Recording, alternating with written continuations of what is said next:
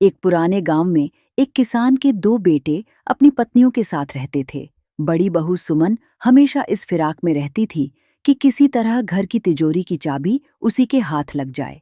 वहीं छोटी बहू चंदा दिन भर खेत और घर के कामों में मन लगाकर लगी रहती थी। उसका स्वभाव सरल और निर्मल था। एक दिन उनकी सास ने दोनों बहुओं को बुलाया और कहा, मैं तीर्थ यात्रा पर जा रही हूँ। ये दो मिट्टी के घड़े मैं तुम दोनों को देती हूँ। जो इनका सही उपयोग करेगी वही मेरी असली उत्तराधिकारी बनेगी।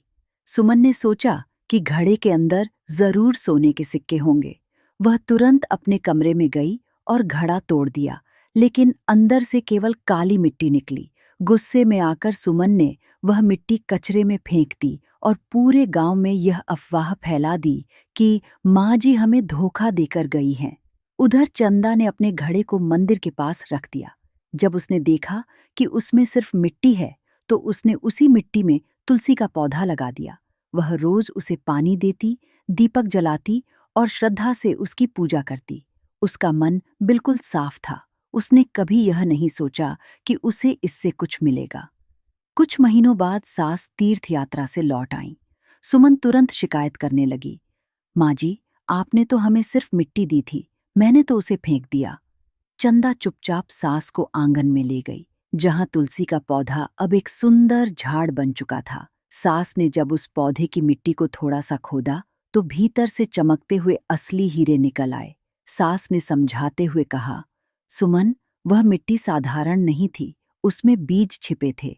तुमने लालच में आकर घड़ा तोड़ दिया और सब कुछ खो दिया, लेकिन चंदा ने धैर्य और प्रेम से उसे सींचा, इसलिए आज वही मिट्टी सोना बन गई। ये देखकर सुमन को एहसास हुआ कि उसकी नफरत और लालच ने उसे कितना पीछे छोड़ दिया है, और चंदा की मासूमियत ने उसे न सिर्फ हीरे बल्कि सबका प्यार भी दिला दिया। सुमन का सिर शर्म से झुक गया। तभी चंदा हीरों को देखकर खुशी से नाचती हुई सुमन के पास आई और बोली, दीदी, ये हीरे सिर्फ मेरे नहीं हैं, हम दोनों के हैं। हम मिलकर इस घर को नए तरीके से संवारेंगे। चंदा की यह निस्वार्थ बात सुनकर सुमन का पत्थर सा दिल पिघल गया। ये कहानी हमें सिखाती है कि लालच इंसान की बुद्धि पर पर्दा डाल देता है, जबकि धैर्य और साफ मन हमेशा सुखद परिणाम देते हैं।